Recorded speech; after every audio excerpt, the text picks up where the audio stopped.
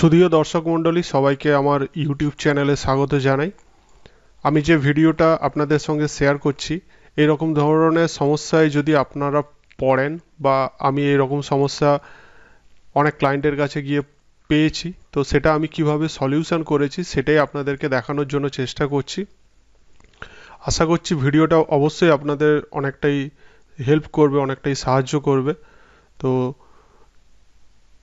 তো সমস্যাটা আপনাদেরকে আগে প্রথমে বলি যে কি ধরনের সমস্যা এটা।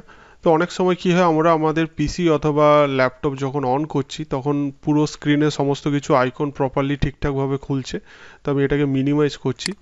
তো সমস্ত আইকন, এখানে যা আইকন আছে আমি যে আইকনের উপরে ক্লিক করছি সমস্ত আইকন কিন্তু এখানে প্রপারলিভাবে ওপেন হচ্ছে, ইন্টারনেটও ব্রাউজিং ঠিকঠাকভাবে হচ্ছে। কিন্তু যখনই আমাদের এই মাউসের যে কার্সারটা সেটা যখনই আমরা নিচের দিকে গিয়ে স্টার্ট মেনুতে ক্লিক করার চেষ্টা করছি তখনই ওখানে একটা বিজি সাইন চলে আসছে, লাইক গোল বিজি সাইন, যেখানটা আমি স্টার্ট মেনুতে ক্লিক করলে আমার স্টার্ট মেনুটা কোনোভাবে ওপেনও হচ্ছে না।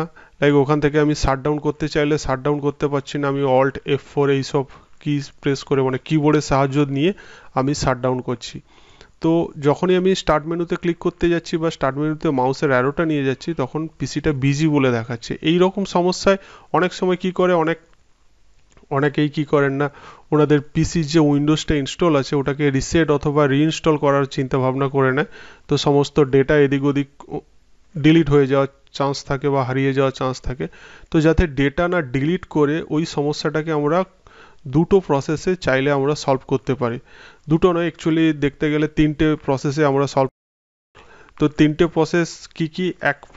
একদম প্রথম হচ্ছে যে আপনাদের উইন্ডোজটাকে আপডেট করাতে হবে। উইন্ডোজটা আপডেট করানোর ছাড়া এখানে করাতে হবে। তো তখন যদি আপনার মাউসের কি বা নিচে স্টার্ট মেনুতে যদি আপনি না ক্লিকই করতে পারেন তাহলে আপনি উইন্ডোজটাকে আপডেট করবেন কিভাবে? বুঝতে পারছি না, তাহলে আমি ডাইরেক্টলি চলে যাচ্ছি সেকেন্ড অপশানে। তো যখন এইরকম কন্ডিশন হবে তখন আপনারা একটা জিনিস ট্রাই করে দেখতে পারেন, সেটা হচ্ছে আপনাদের যে কিবোর্ড যে আছে কিবোর্ডে অল কন্ট্রোল ডিলিট একসঙ্গে প্রেস করবেন।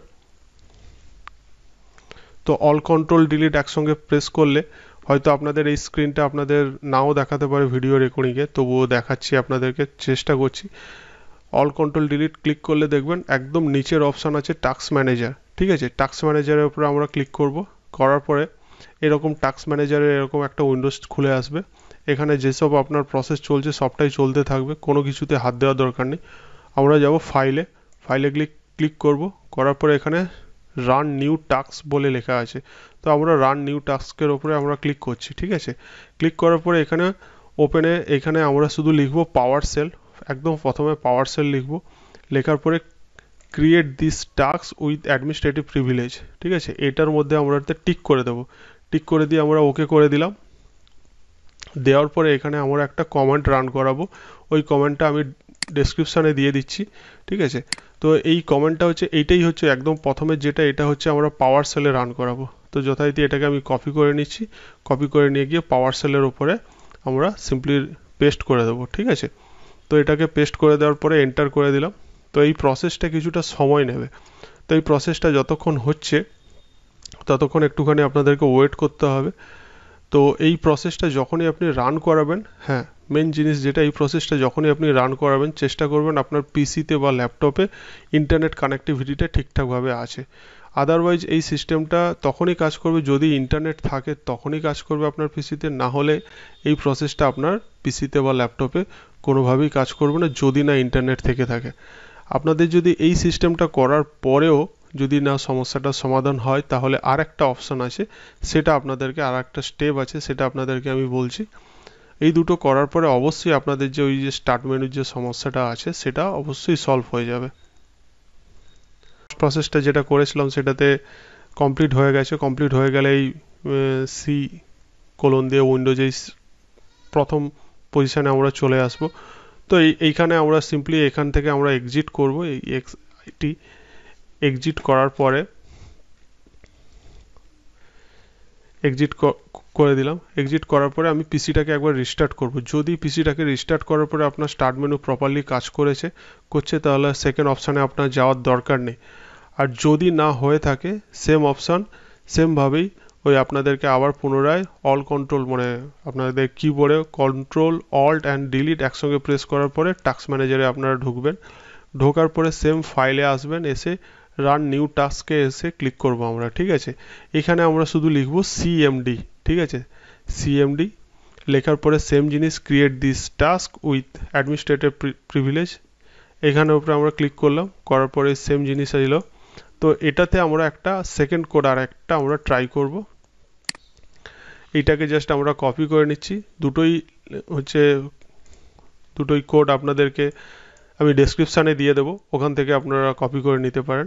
তো কপি করে এখানে সিম্পলি আমি পেস্ট করলাম, পেস্ট করার পরে সেম জিনিসটা এবারে রিপেয়ারিং